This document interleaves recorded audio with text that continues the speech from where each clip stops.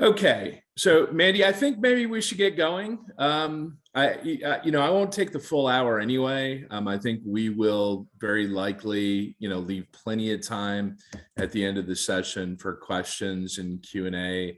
And because it's a much smaller group today, feel free to jump right in and yell a question if you want. Normally I might say hold questions until, I ask for them. But it's a small group, and I'd be more than happy to take questions as they pop up. So with all that being said, my name again is Brad Roth, and I am the Senior Business Development Executive with a company called Newsbank. And what Newsbank does, we're going to kind of go through a little bit of the history of the organization, and then we will give you a brief presentation. Bear with me while I get all my screens going here. And then we will do a brief presentation of the platform of what we actually do. Okay, hopefully everybody can see my screen at this point. Yes, I presume we can.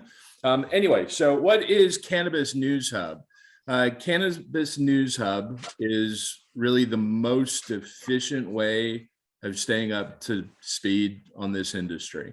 And we've given it the name Cannabis News Hub, but it's cannabis, it's hemp, it's everything associated with that industry. So I'm going to walk through a few slides real quick. I think that it's always kind of helpful to give a little bit of background. Number one, we have a strong partnership with GHA and with Mandi and her team. We are an industry resource that a lot of folks around the industry are using. We deliver up-to-date news, information, research, and data. So really, again, news, information, research, and data are what we give our clients. And because this industry is evolving so quickly and moving so quickly, it's hard to keep up. That's what we do well. So we have partnered with GHA, and we are dedicating resources, not just today, but throughout the course of this year, to help you with the issues that are important to the folks that are members of GHA, and helping educate you or provide educational resources for you. We also have, of course, GHA involved incentives that we've kind of worked out ahead of time. So we can talk about that a little bit later on.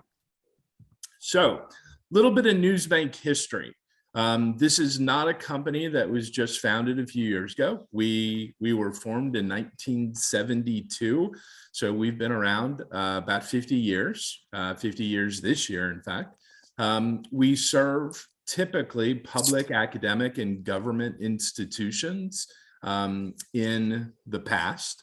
Those were the markets that were incredibly important to us. We started selling globally in the 1980s, and we migrated from microfiche and CD-ROM. I'm not sure how many old timers we have. I'm certainly old enough to remember microfiche and microfilm machines and libraries. We migrated that to CD-ROM, so online delivery, in about 1997. And we began diversifying into corporate markets around 2006. We launched something called Genealogy Bank in 2006. That's a genealogy product that many people around the world use to, again, trace their own backgrounds. And then we launched something called Insightful, which is really part of our philanthropy division. That was launched in 2017. And then about 4 or 5 years ago, we had a very enterprising person in our content collection group who believed that legalization was going to happen in the cannabis industry at large, but also there were already so many companies and ways of using hemp popping up that we launched the Cannabis News Hub division in 2018. Okay, so a little background about the company. What is Cannabis News Hub? Again, here's a little snapshot, a little screenshot for you. It's a database that aggregates industry news coverage, information, research, and data. It's the best way to think about us. It helps people in the industry stay on top of trends, research issues, events, people driving change, and innovation. So again, you can track almost anything day to day, or you can use it for research. And again, that's what that last bullet point's about. It's very customizable so that you can look up very specific information. Yesterday on the call, I was in a breakout group with someone who is forming kind of a hemp seed based food company, and they were trying to look for sustainable hemp based packaging. And the thing is, you could come into my platform and do a quick search. You could find all the information you could possibly want on that kind of information. Whether you are a lawyer researching regulations at the federal level, the state level, or the local municipalities, you're trying to track soil content and information about soil standards. If you're a grower, or decortication, I believe I'm pronouncing that correctly, that's important to you. These are things you can track on my platform. So one of the things that we hear all the time is that it's hard to keep up with everything. There's just a tidal wave of information. There's too much information out there. There's too many sources. We don't know which ones are good, which ones are vetted, which ones we can trust, which ones are legitimate. Really what we need is the right information. I don't need everything. I just need the right stuff. And I need to keep up on the things that are important to me. Occasionally, while I want to track information about my industry, occasionally I need to dig deep because I need to research something. And these are sort of the common refrains that we hear in the industry all the time. And so again, it's about finding that right information to make better decisions, to promote innovation, other things. So comprehensive aggregated coverage. What do I mean by that? We have about 14,000 individual sources where we're drawing information. Now, many of them are newspapers, many of them are magazines and journals and industry specific. We also get things immediately. So if it's being published in a major newspaper in Iowa, there's an article about hemp. We'll have that article in our database the day it's published. So there's no lag time. Today's news today is one of the phrases we like to use. It's real news sources. We're not necessarily promoting opinionated pieces, but news. We help companies and people mitigate risk. They're essentially doing their due diligence and making sure that they are risk averse and they know about the companies and people they're doing business with, or the people they want to do business with. Okay. So again, a little bit more about the overall parent company, 50 years as a global leader. One of the things that we do is we have all sorts of artificial intelligence filters so that we're filtering out anything that is not cannabis related news. When I say cannabis, again, I'm speaking about the entire industry, cannabis, CBD, hemp, all of it, building products for hemp, all of it falls under that heading. So it's vettable, credible content from licensed sources. This is not the open internet. We're not going to bob.com and reading something written by a guy living in his basement. These are all licensed sources that have been vetted by our editorial staff. There are very precise algorithms that we've built to help eliminate and filter out the stuff that doesn't matter. And it is refreshed, not just daily, but multiple times a day. Again, we have 13,000 plus global resources. I think we're close to 14,000 now. We have content from, global reach, all 50 states. And I think one of the things that is most important in this industry is we get all the way down to hyper local content. I like to point out that I live in Texas. In Texas alone, in our database, we have 417 newspapers in the state of Texas that are in our database, which I think is an amazing number. Okay, you can see some of the blue dots about where a lot of that content comes from. We also do some real specific industry sources.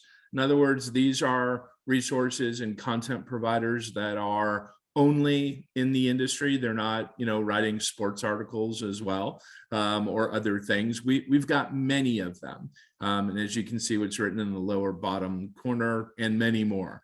This is a very small sampling, but it's indicative that we have tons of content that should and probably does matter to each and every one of you. Okay. So at this point, if you will bear with me, what I want to do very quickly is I'm going to pull up another document. I think this might be very helpful. This is it's a PDF. We're just going to roll through it quickly, but this is an indication of some of our top customer searches. So this is not an all-encompassing list of every search that has been done on our platform, but I think it was helpful maybe to print this out a little bit. I've got headings on it. So this particular heading is business, economics, agribusiness, and companies. And the idea here is, here are some of the searches that people are using our platform to find information on, whether it be, the California Industrial Hemp Law, Farm Bill compliance, to, things like mergers and acquisitions, or sales figures. One of the things I heard repeatedly yesterday on the networking call was trying to understand the size of various markets. That's a pretty popular search that we do on our platform. So I'll just kind of scroll through this pretty quickly. You can kind of see, again, what people are looking for. That was just one section. I think I have 5 of them. Legalization, laws, and regulations. That's another one where people spend a lot of time, looking for things and trying to understand how to form a business or what sort of tax laws they need to abide by. Lots of different things. So we've got a lot here. The next section is social equity and justice. That's increasingly more and more popular in various parts of the industry. Health. This is probably a very big one for perhaps some of you on the call. These are things that people are looking for about how they might be able to use products in the industry to affect health in a positive way. We also do, this clearly will be a popular one, products, cultivation, agriculture, farming, testing, research, association, and organizations. So again, this is something that gets hit every day, probably hundreds of times on our platform. And then one of the neat things, Mandi mentioned this yesterday when she was introducing me, is the fact that we have historical content. A lot of people actually find this pretty cool. Now, the dates on some of these don't go back terribly far, but we have articles in the database that go back to the 1700s. It is a historical database, and when an article or a result fitting one of these searches comes into the database, when it flows in, it's on a rolling content bundle. Things don't drop off the back end because they're old. We actually keep all that historical content as well. Okay. So I felt like that was a good thing to kind of show very quickly. I also want to bring up this. This is, bear with me 1 second. Okay. This slide is helpful because about a week or 2 ago, we asked the folks at GHA what were some of the more important topics that were being discussed on webinars and online? And the responses that we got back were these, I guess 6. Carbon sequestration, hemp processing, decortication, hemp research, market growth and development. In other words, people wanted to be able to size markets, soil testing and standards. And so what I thought I would do is sort of use these as the basis for our demo. So in just a moment, I'm going to jump in and I'm going to show you the actual platform. And we'll do that with those 6 terms that were given to me. Now, for those of you that are online and you can see my screen, just give me a minute to explain what this is. If you hold your camera up to the screen and you see the little code there, it will take you to an online survey that we are doing for the industry. It's actually very anonymous. We are planning on sharing the results with partners like GHA. And in this particular case, if you take the survey, you could win a $1,000 Visa gift card. So if I can indulge myself for a moment and our product marketing folks, hold your phone up to the screen, catch the UPC code or whatever this is called. I think it's UPC, and take that survey for us. We'd appreciate it. And somebody is going to win a $1,000 gift card. So again, thank you for indulging me there. All right, so now what I'm going to do is open up the platform. And if you all don't mind, if somebody could just jump in and let me know that, yes, you can in fact see my screen. There were a couple questions. Can everybody see? I saw that a couple of people said QR code. Are you guys looking to still find or see that QR code? Okay, well, you know what? Let me do that. I will come back. Oh, is there a link? Maybe we can share it. I'm on my phone also, and I assume a few of you others are also on your phone, so not able to scan the code right now. So maybe we can just send it to them. I'll make sure that we have contact info and we'll send you out that QR code because that would be really helpful. Yep. Thank you, guys. Absolutely. Thank you for that question. Brad, yes. First, thank you for a really good presentation. That was really well done. Question about to your point, there's so much information out there, and given the number of resources that you all have, there's clearly a lot of information coming into your platform. So can individuals customize their landing page or dashboard or whatever you refer to it as to say, hey, I want information about X on my dashboard.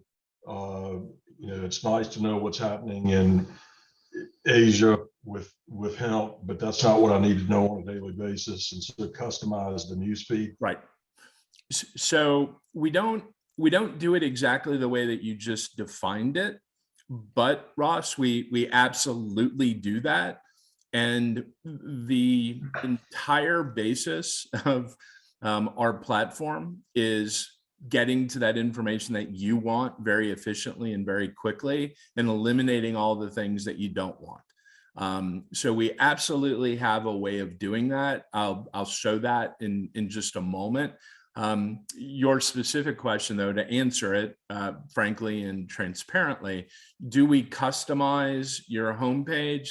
No, that's great product feedback, and I love hearing it. But if you notice right here, Brad's folder, that is on the homepage. So in some ways, the answer is yes, but maybe not the way you were thinking. My point is I have a place to save articles, searches, and alerts. And what I'm going to do is I'm going to walk you through how those work. And once you set up a search, Ross, if you don't mind, I'll use you as my guinea pig today, if that's all right. That's fine. Let's say that you are interested in a topic. Just throw a broad topic out to me, anything at all. Licensing requirements by state. Okay. So if we did a search for licensing requirements by state and we got to the information that you wanted, you ultimately could save that search and then create an alert from that search, and you would receive an email that had a link to each and every article or audio blog or video blog or whatever the result was that hit your specification, you'd get an email addressed to you with a link directly into that article. So every time we add information that is of particular importance to you, we can create alerts for you that help you look at that information. So it becomes incredibly efficient. You know, not everybody wants to read. We add literally thousands of articles every day. Not everybody wants to read 10 articles a day, let alone 1,000. So let's create searches and alerts based on what you need to look at the most. And when you have some time and you're not really looking for anything, you just kind of want to see what's going on in the world of cannabis and hemp, well, we have lots of things to play with. So given that question, I'm gonna press forward. I'm gonna show a little bit more of the platform here. And then I think, Ross, you'll see a little bit more what I'm talking about as we advance. Okay.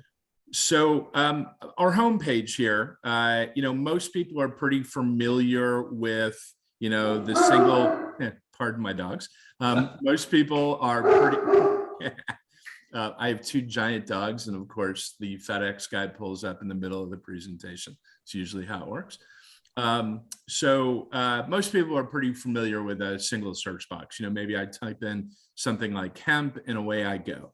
What I like to do though first is I click on more search options, and it brings me to a little bit different screen. I have more flexibility here. So if I want to enter a term like hemp, you know, wow, that's going to be giant and broad based. I can choose which fields I'm looking for that term in, whether it's in the entire article or just in the lead or first paragraph. Now, I'm just going to do this very quickly just to kind of show you the difference that it makes. So I'm looking just for the word hemp, and you know, we're going to get thousands and millions actually of articles. There's 1.7 million articles that have something to do with hemp immediately. Now, if I change this to only the lead or first paragraph and I do a search, that number is going to be pretty dramatically affected. Yeah, you can see we drop down, you know, pretty significantly. Now, if we're just looking across the headline, you can see, again, we're very likely going to have a much different number. Yeah, we dropped 12,000 even more. Now, let's say that I was looking for information about hemp in, Ross, you're from North Carolina, you said, right? So we'll type in North Carolina. Pardon me. And then we're going to leave it at and. Now, we have what's called Boolean operators for those of you that know anything about search. And when I hear the word Boolean, I tend to run screaming the other direction because it does tend to frighten me, but it's actually really easy to understand. If I do a search for hemp in a headline and North Carolina, that means we're going to likely have articles written about North Carolina hemp. Or I changes it a little bit. So hemp or North Carolina, which again will give me a very different set of results, or not North Carolina, which would then eliminate North Carolina from being part of the equation. So for now, I'm going to just choose and we'll probably limit our results, you know, pretty dramatically. Actually, we didn't, pardon me, because I got to do this. There we go. Okay. So that should probably limit our results pretty dramatically. It did. We got down to 3,000 results. So you can see the searching mechanism is pretty intuitive. It's pretty helpful. And I can also add lines. I'm hitting this little plus button over here, and I can continue to add filters, or I can continue to take them away. So that's kind of helpful. Now, one of the things I wanted to do very quickly is show you when we do have a result set that comes up on the left-hand side here, there are different facets that we can look at. I can sort by newest or oldest, best match. And by the way, this is kind of fun. This result set takes us back to 1760. So Mandi, there's some of the historical archive that I think you mentioned you love. So this is a slider. We can actually move that in any direction. We can actually do a very specific date search if you'd like. I like showing this because I think this helps people understand where all this content is coming from and why there's value in what we do. So we have audio files, blog files, things from a college or university newspapers, journals, magazines, newspapers, news wires, transcripts, videos, and something called a web-only source. And a web-only source actually can be a variety of things. It could be a web-based newspaper. It could be a blog. For example, there are legal firms that we do business with that publish monthly white papers on the industry, and those are here, but they're only available online. So a web-only source can be a variety of things. Again, I live in Dallas. Our newspaper is called the Dallas Morning News locally. They do still make a print version, but what changes all the time, every hour, is the morning news web version. And so we have both. And the idea is that getting access to that changing dynamic of newspapers and what articles are in them and what they're available, that falls under the category of web only. Okay. So those are some of the sources. Again, I can look through and I can, choose years. I also think this is sometimes helpful, looking at some of the source names. So this will pull up a list of all the things that are pulling on this particular search, including the first couple. These are just news stories from local ABC affiliates, which is kind of cool. You'll see that we're getting things from very specific locations, national newspapers, international, a small town, Middlebury, Vermont, Addison, Illinois. So again, we're kind of all over the place when it comes to hyper local content, major dailies that everybody's heard of, as well as international content, blogs, video, news wires, all of it. Okay. So if I come to, let's say, H, and I want to look for hemp, there's very likely going to be a couple right here: Hemp Industry Daily and Hemp Magazine, two of the bigger ones, and I'm sure everybody on the call knows. So we have their content, of course. Okay. Brad, yes. There's a couple of questions in here. Yeah, please, let's address them. You bet. I don't know if there's anything Tim, I don't know if you want to speak up, but curious about the algorithm, Google delivery of hemp search results in email. What is the difference, and what % is from private source, not public domain, just broadly speaking? Yeah, that's a great question. That's really what we do. That's the essence of what we do. We provide access to content that almost always sits behind a paywall.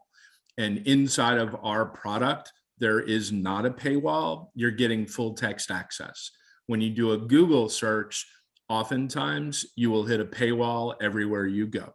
That's probably the biggest difference. The second difference, and it is a gigantic one, is when you do a search for Google, the results, of course, are almost always listed by who's paying for placement in Google. That's kind of how they make their money. The third reason, which editorially is a gigantic reason, of course, is that all of our sources are been trusted and vetted. We have researched the kind of content they put out. We know that it's real news, that it's viable, and it's vetted content that you can trust. It's not Bob in his basement. And when you use Google and only Google, you kind of run into that problem sometimes. So yeah, great question. Thank you for giving me the chance to answer it. And then I think that there was another question about cost, and I saw that Samantha had just commented that it varies and can be discussed. And then the other one was about the survey. People are getting comments back that they don't qualify to take the survey. I don't know if you want to address those.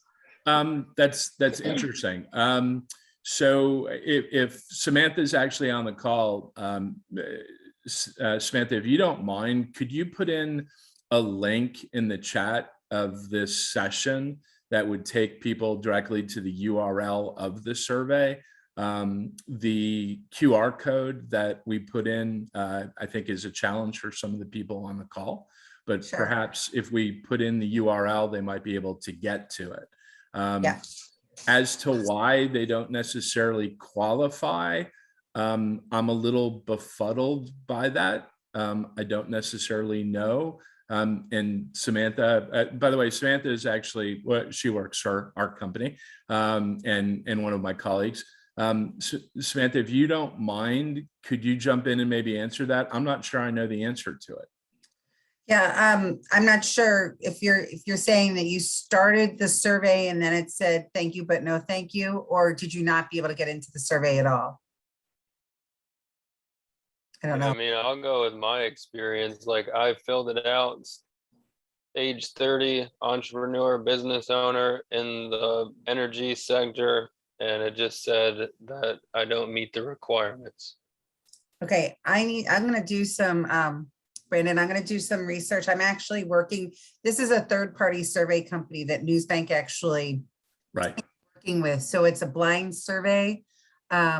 So I don't know if it's something that they've calibrated in there, and it could have been the energy section. Is that when you got bumped out at energy? I don't know. It asked all those questions simultaneously. Andrew's Okay. saying that he's self-employed also, and it didn't work for him. And I mean, Okay. it's not, I'm not trying to make a thing out of it, you know. I'm just saying it didn't work, and I was letting you guys know. So Yeah. there's Well, something and going that's- on there. That's why I asked that question, because my concern right now that you're saying that is that this company could have put the parameters too tight for our space. So that's a big thank you for that, for letting us know, because we wouldn't have known that because it's blind. We don't know who's taking them. So I'm going to look into that, but Yeah, no worries. Glad I could help then, for yeah, we sure. really appreciate that. Yep. Thank you. And Samantha's in our marketing group, so I'm delighted she was on the call and heard that, and I know that issue will be looked into immediately. So thank you for sharing that. Mandi, were there other questions, since we were at kind of a good place to take some more, if there are any? Only if maybe you want to address the cost, and I assume we can do that later. And then Tim, if you have any specific questions, I see your. Yeah, I'd just Hello. like to point out that Google does have an Android app for news that Mhm. allows the user to select sources that are not part of what we want to be inundated with. Sure. So we do for free have the ability to manage the news that's coming at us, which I really like, because some sources are not. The curating is valuable for sure. That's why I wanted to know if 1% of the database was from private sources. All of Right. it's curated, I presume, It is. but the percentage of the information, if it's 1% or 50, at the end of the day, it's all more valuable because it's been curated and the sources have been like not necessarily fact checked, but the truth is the more and more information is being asked to be paid for. Mhm. That's the truth. So a lot of this is changed. The value set's changing over time, but can you give me a rough approximation of the percentage of the information that's not readily available? Like the market intelligence, Mhm. the data, the USDA's got all this data. It's all Sure. for free, that you could search it. Having it in one place is really valuable, but the private data for the private cannabis market, the THC market, is not federally funded data set. That's super valuable. Absolutely. So I will tell you, I don't know an exact percentage, and that's something that I can ask. And frankly, I think that does change on probably a daily, weekly basis. What I will tell you is that the vast majority of our content does sit behind a paywall. I'll work towards seeing if I can get some sort of percentage. I think that's a great question. I don't have an exact answer for you at this moment, but I'll see if our rights and permissions people, the folks who work through our contracts with the published content with the content providers, if we can get a number, that would be great. And I appreciate you asking that. And I do know that it's a large number. It's really what we do is provide access to content that you'd have to pay for individually. Absolutely. A lot of sources Yep. they'll make you pay after the third visit to the site. It's a lot of bait Yes. type activity. Thank you, sir. Absolutely. You bet. Of course. Was there someone else that wanted to add a comment? It was just me using your example of the Dallas Morning News, and I believe it was Ross's example when we were talking about a specific alert, like you're trying to track a news story. You set up an alert, let's say from the Dallas Morning News, everything about hemp, Ross, and then that comes to your email, and you don't have time to read it till 10 days out, and you go back and click on it. Well, 10 days out, the Dallas Morning News, that very valuable article that you could have gotten free maybe for the first 3 days in publication, is now sitting behind the paid wall, and it's either going to be $2.95 to download article or $9.95 a month, or whatever that particular paper is going to charge for you to access that, now what's called an archive article. And this, you continue to get it every single time. So that's really where that value of lifting the archive, because the publications in here are licensed and the royalties are getting paid to the papers via the subscription. So it's not like they're losing, they're gaining and being Right. part of the collection. Right. Sort Yep. of comes full circle. Thank you, Smith. Thank you, Smith. Sorry, God, I didn't mean to interrupt, but your That's example okay. is so good right there. No, thanks for jumping in. So with all that being said, let me sort of press forward a little bit because there are some things I want to continue to get to. So once we have a result set, I've done a search and we've pulled up a result set, I have a couple of real quick options. I can save my search, which would then put it right here in my saved searches.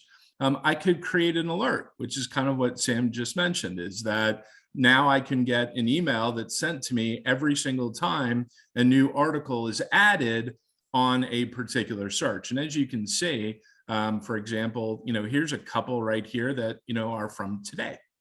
So again, we're adding content all the time.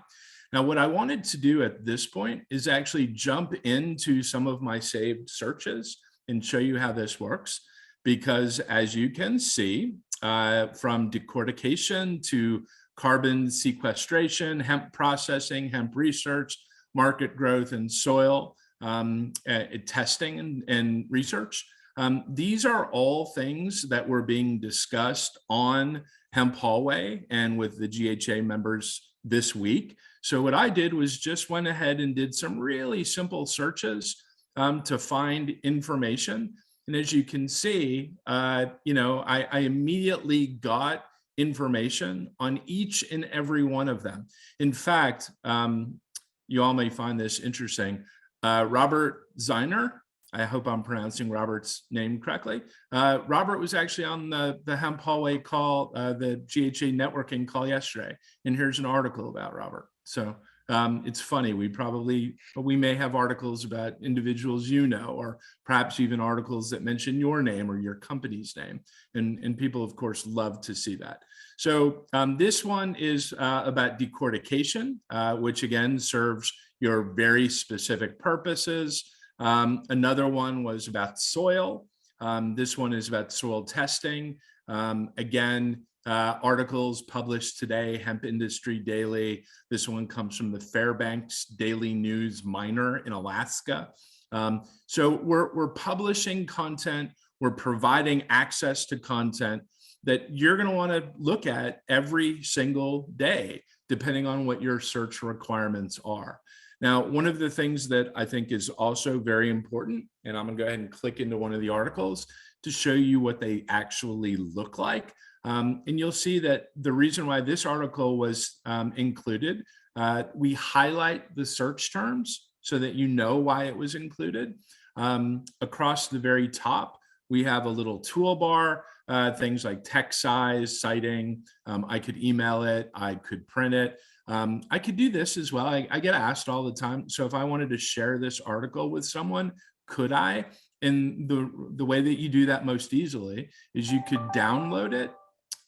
You could download it to a PDF, and then you're free to send that, as long as you're not sending it to be published elsewhere, you could certainly share that with a colleague. Okay. We also can save articles, individual articles, to my folder. that was sort of one of the questions initially, is do you customize the homepage?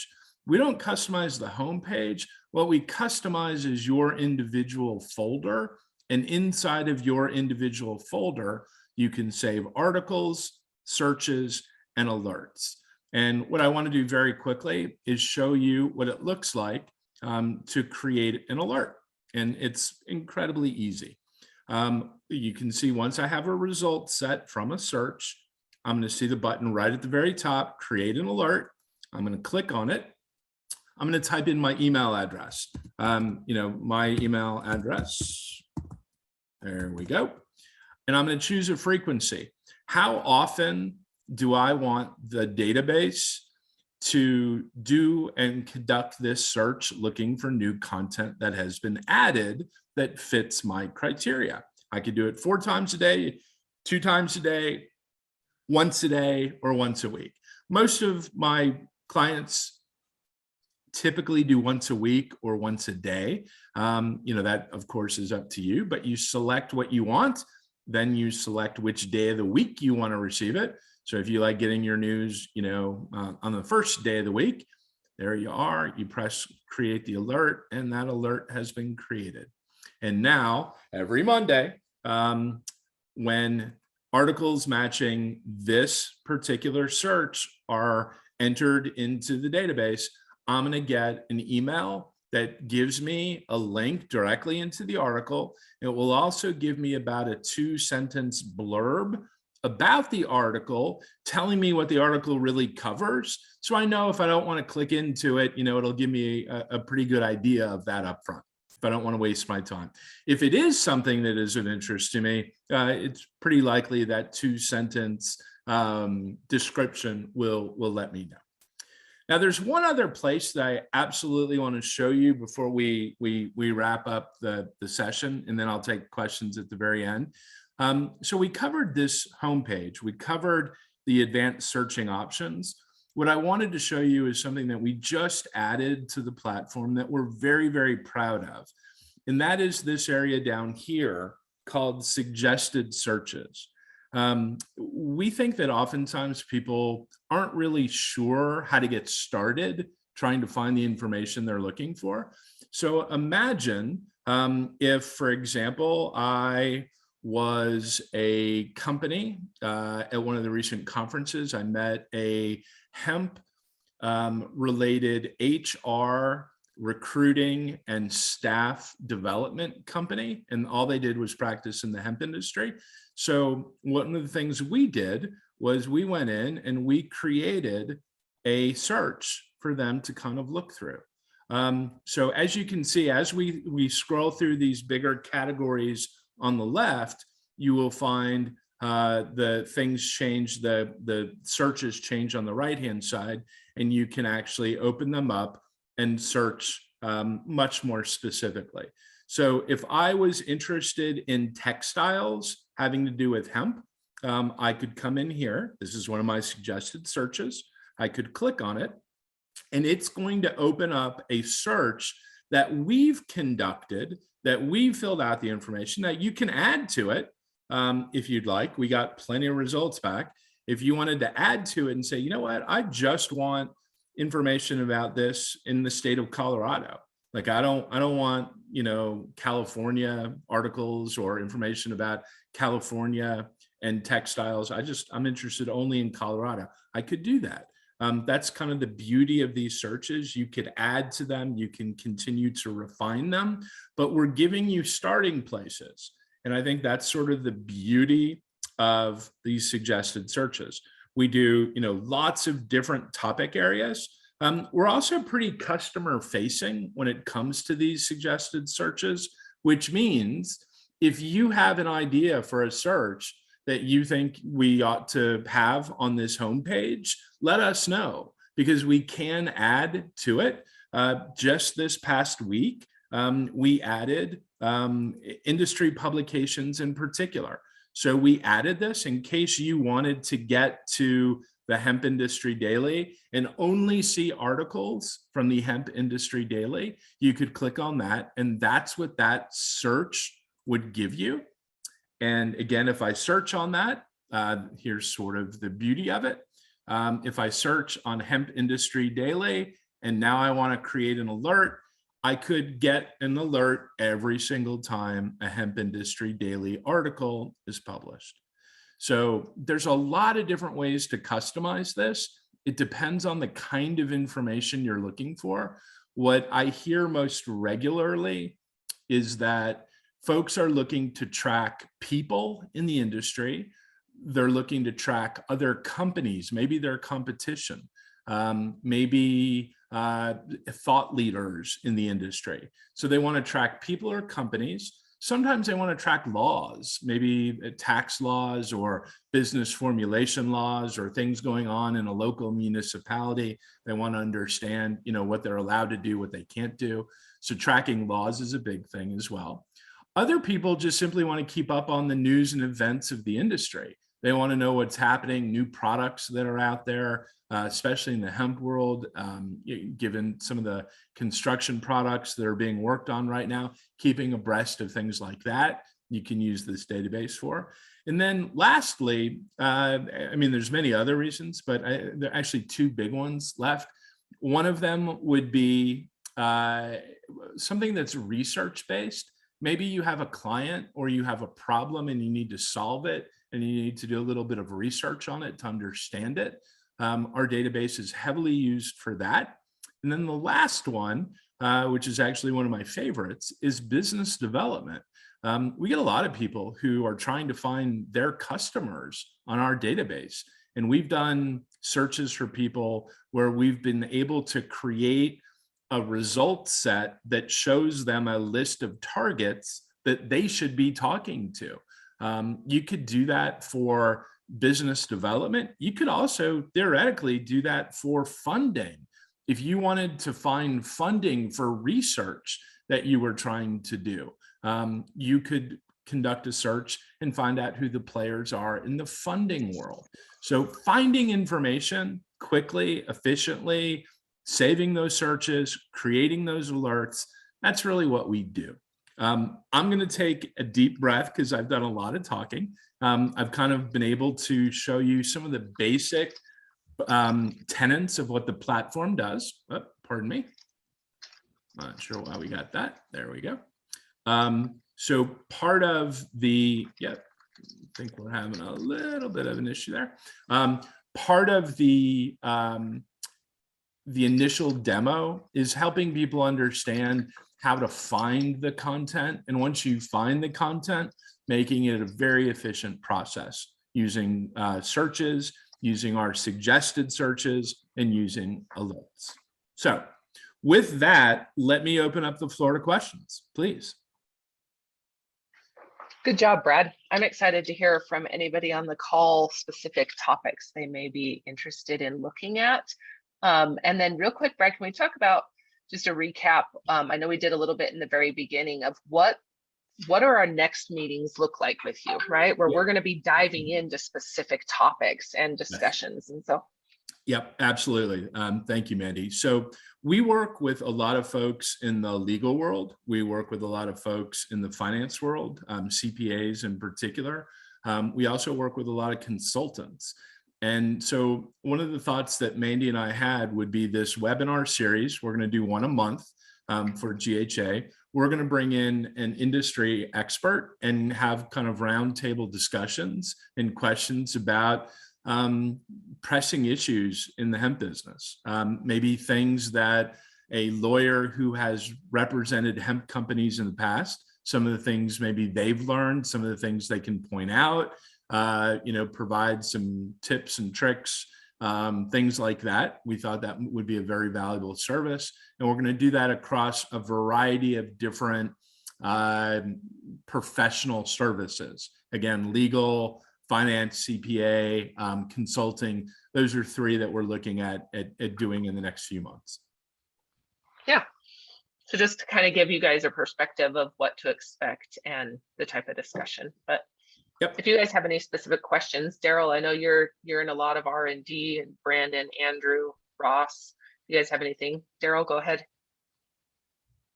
You know me, Mandy, I have a ton of questions. I love it. Well, I love it. well, bring it on. Bring it on. I'm happy to help. Well, the biggest thing, all this news is great, but we have companies that are not even operational. They send their own press releases out to these industry magazines, Mhm. and it's all just garbage. They're taking picture of alfalfa rolls saying it's hemp.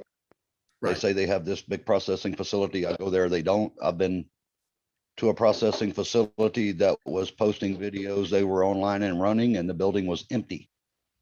Really. And I've been across this country for 2 years, and it's not getting any better. And there are Sure. a lot of these consultants. Just on a phone call this morning, a consultant that's never done anything with hemp wants to be a hemp consultant now. Yeah. And if Yeah. internally in this industry, we have to try to vet some of these people out instead of giving them a platform. I mean, there's a gentleman here in Texas under SEC investigation for lying to investors. And if Right. we just keep giving them platforms, they're not going to stop doing what they're doing. They're just going to keep spouting off their nonsense. That's my concern with this. So Daryl, here's how I would answer this. I am not a hemp, nor am I a cannabis expert. I'm learning the same way probably everybody else is. I do have a background, and my company has a 50-year background in news and information. And we are also very customer facing when it comes to sources. If there are magazines, journals, newspapers, blogs, individuals who you think we ought to have in our content, let us know, because we want the content in our database that people are looking at. We want that content to be trusted, vetted, professional content that you can rely on. We're not interested in putting information out there that's not accurate. And my company's been doing that accurately for 50 years. We have a very long, storied tradition of providing content to academic institutions, schools, public libraries, government institutions, and corporate entities. We take that mission very, very seriously. So we don't want to be part of misleading the public. We don't want to be part of producing or allowing content that is not accurate.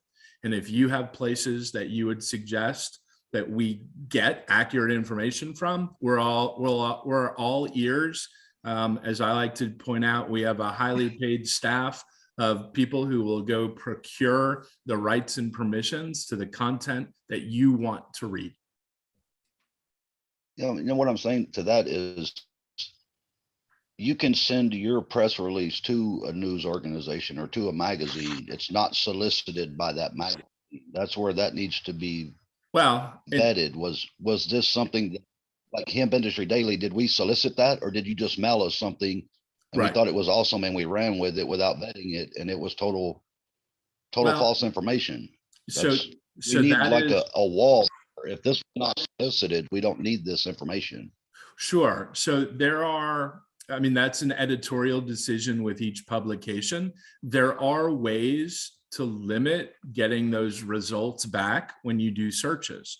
And those are things that we could help you with. There are ways to eliminate that fluff, and I'll call it fluff if that's maybe a good word for now. There are ways to eliminate that from showing up in your results. So I'm with Henry. This is Nicole. I'm with 98 Farms out of New York. I understand what Henry's saying. It's a lot of people in this industry that is pretending to be able to do stuff and say that they can do stuff, and they're not actually doing that stuff. So I can actually relate, like just for example. I think really this is a matter of setting parameters. Correct me if I'm wrong, but setting the parameters in your filter for search. Absolutely. Right? So what is it you want to see? If you're looking for the most recent press release, you have an opportunity to find that. If you're looking for more vetted content, you can pin down the search a much more narrow so that you eliminate a lot of that. Yeah, I don't think it's about the search. I think it's about the people in the industry. I think, but you guys it's not. It's not a. Yeah, it's a.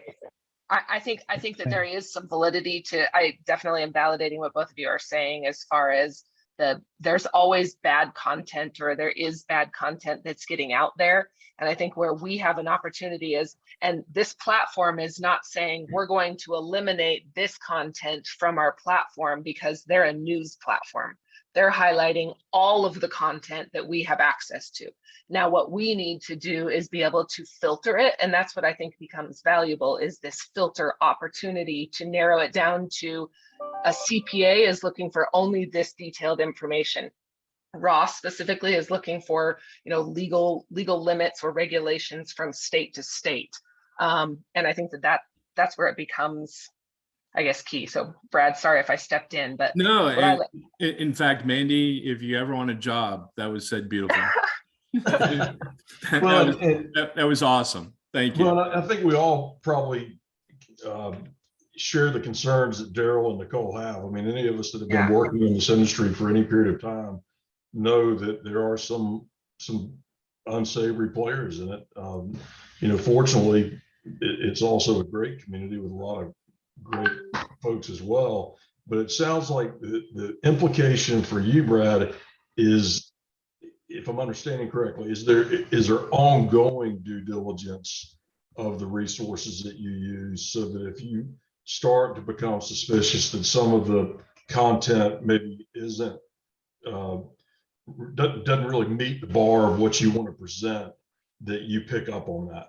Yeah, I mean, absolutely. There are lots of ways, I think, ultimately, to understand the filters that we have available, so that we're making sure that kind of content isn't in your result set.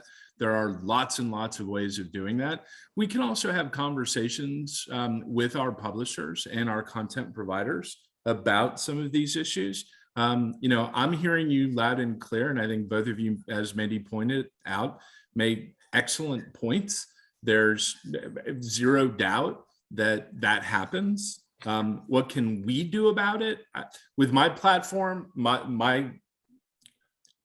my solution is to help you filter it out or filter it in. That's what we can do with Newsbank. What we can do editorially, so we can have conversations with our publishers. I don't know how much that's actually going to do, but we can let them know, we can provide them that feedback, that people are tired of press releases that, are not necessarily what they claim to be.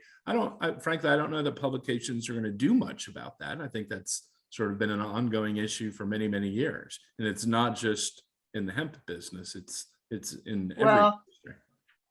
And honestly, the more we get together and talk about it, this is where we breed out, this is breeding our conversation and giving us the power to be in the know. Yep. And I think that's where it becomes powerful. I'm with you, is that if I then take every press release that comes to me and publish it, that fault goes back on to me as the publisher or the person writing it, like you said. But I definitely go back to, I want to know what's being put out there so that the conversation can be started at least. However, I also validate that I don't want to put a mic in front of people that are spewing false truths or inaccurate information. It's just a tricky slippery slope right now as we're developing this industry. And so I validate and I hear all of you.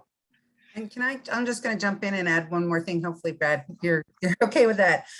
In terms of that press release and all of that information coming at you, the benefit of something like Cannabis News Hub, and why it's been around for so long in the public libraries, academics, and universities, but how it would help you with that influx of information. If you get a press release and you're like, this does look like an interesting company, but I'm still not sure if it's real, if it's fake, if it's great, if it's not, to take that name of the company and put it into a search in Cannabis News Hub. Then, because we're pulling all that local, hyper-local information, as well as domestic and international, stories about that company might bubble up that will quickly help you narrow, broaden, solidify the validity of that press release, right? Because what's very important is what's being reported in the news about that company. So while it may be a bunk press release, you have a way to sort of fact check the press release through what the news is being said. And you might find tons of great stuff, terrible stuff, or nothing. But at least you're very quickly through the aggregate, because there's no way you could check 13,000 sources on a company that was in a press release, but through Cannabis News Hub, very quickly you could do that.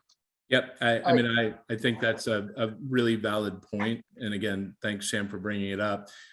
That's another way our database is and our platform is used. If you're not sure about the validity of something, you can search on it. So if a company is producing a press release that frankly you question, you have a giant content set right in front of you where you can perhaps pursue additional information. So, yep, very valid, very valid.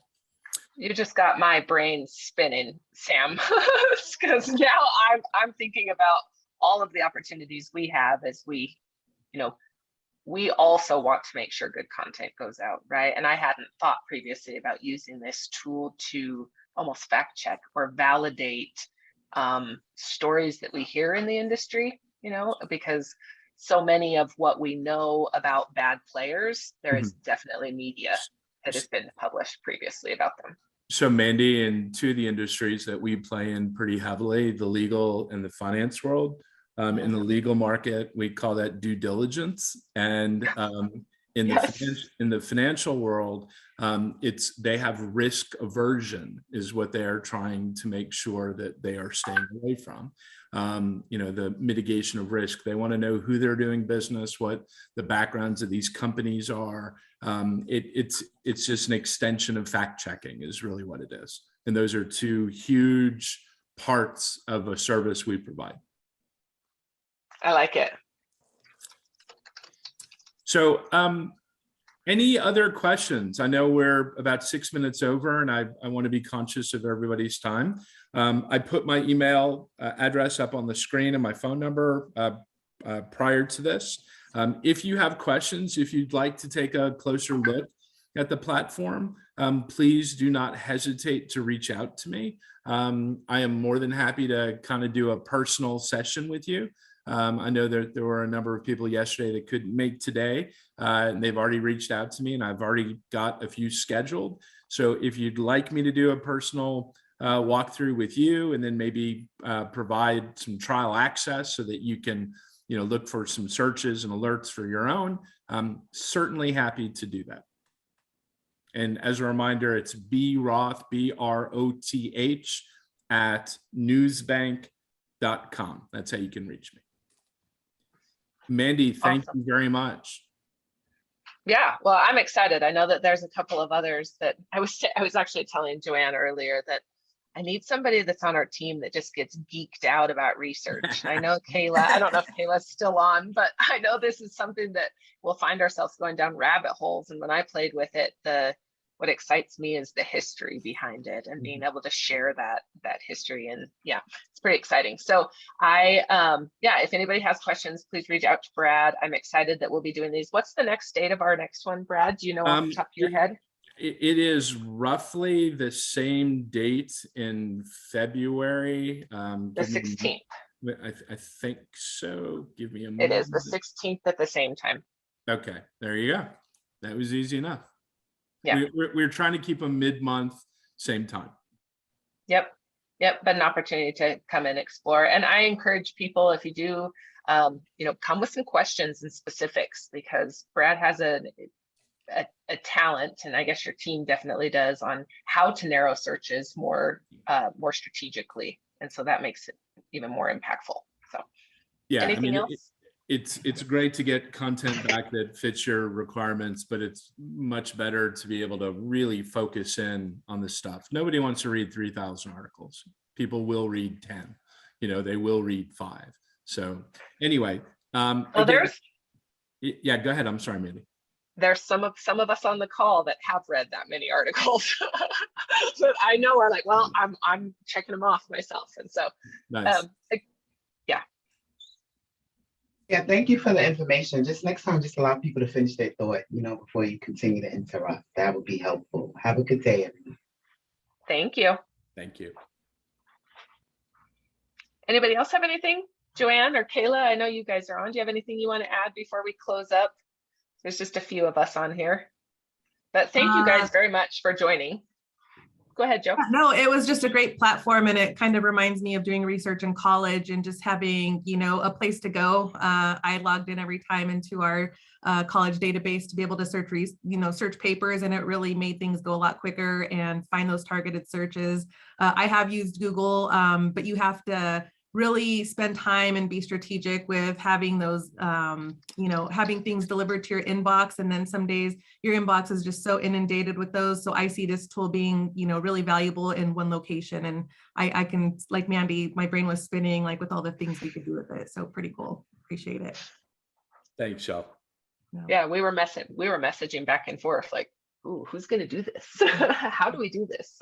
And again, it's my brain doesn't work like this. And so I've been amazed, Brad, as we've brought some topics just real quick to the table that I've tried to search and have been unsuccessful. And you've given tips and tricks as to how to use it. And so I, again, just encourage people to reach out to you. And I am on the scale of evolutionary searchers in our company. I'm probably at the bottom. And how much better of a searcher Sam is than me, for example. I'm here, Sam's like way up here, and then we have people even. It's crazy how much experience we have in our organization knowing how to conduct searches. So if somebody is writing on it, producing it, it's in an audio format. If there is information on a subject, we likely have it. That's pretty exciting. Yep. Well, again, and you say that though, because I go back to the content that's published. You guys are very strict about making sure that it's vetted content. And, so yes, there may be content that slipped through that is published on a main news channel, but you're not publishing any Joe Schmo publishing YouTube videos or podcasts, right? Those are very, very well thought out and reviewed. And so everything is reviewed by our editorial staff, everything. And just to jump in that and tighten that circle up even more from a news bank perspective, because we license the content with the publisher, we're actually acting as a full partner. So for many, probably a large majority we actually are their archive host. So not only are they pushing us their content, they're trusting us to archive all of their content as well. So, and starting out with that, what we said, the microfilm years ago to now web delivery, it's still, it's the same publisher, the same concept, but we do host their archives. So they're, it's a very tight, strong knit relationship and vetted to have that credible content. So I think that there is that vetted piece that, there is going to be stuff that slips. Like there is, especially if it's being published in a main news channel through. But so I do agree, but I do think that it's just, and especially from what we've seen, it's not, you don't get on and see every YouTube video of people teaching you how to trim buds and grow hemp. So, okay. Anyways, guys, I could go on and on. I appreciate your time very much, Brad. Thank you very much. Of course. I think Kayla is actually over in open space. I have to give a shout out also. Thank you. I'm here. Still there. My phone, this darn phone and internet stuff. I'll sign off. Thank you guys. And I just dropped the link in, Mandi, to the survey. Okay. Perfect. Okay. If anybody needs anything, reach out to Joanne or I, please. Yep. Yeah. And I was here. I was just radio silent. So thank you guys so much. Thank you. Thanks, Kayla. Yeah, talk soon. Bye. See you later. Bye, guys.